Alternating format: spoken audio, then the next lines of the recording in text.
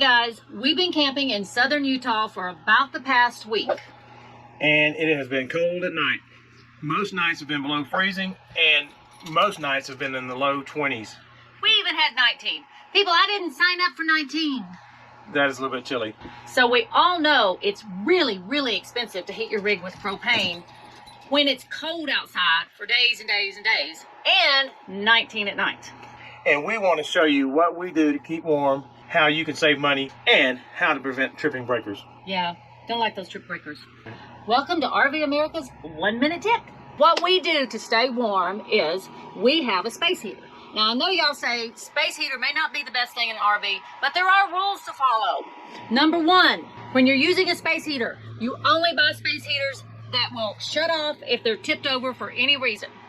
Number two, you never, ever, ever leave the rig with the space heater on. The heater that we have also has a high heat sensor, so if it gets hot itself, it will switch off and not cause a fire.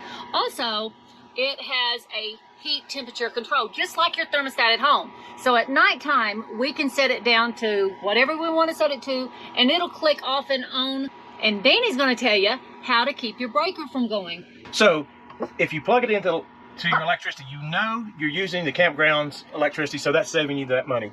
And a little tip is that if you're on 30 amp and you're afraid of tripping your breakers because of somebody's using their curling iron, their blow dryer, and other... You don't like the way my hair looks? No, your hair looks great.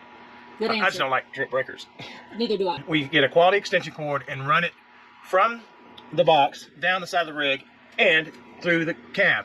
We use a pull noodle, and we've drilled a hole in it and run the cord right through it. And that way we're using the 30 amp for most of the rig and just the electric heater on a quality extension cord coming directly off their 110 plug on the pedestal. So that saves you the money, but also keeps you from tripping your breaker so often. Also, if you don't drive a Class C like we do, you can find a different way to run that cord into your rig. Yeah. If you'll put a comment down below how you've ran cords through, because I've heard a lot of people running cords maybe through the slides or other areas, please let us know how you do it so our viewers will know. We also have a windshield cover that wraps around all the way to the windows, so it covers and keeps the wind out too from that pull noodle.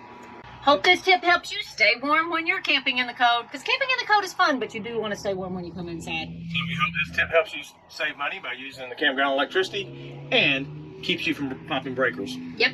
Until next time, God bless and many safe travels. And go RV, America.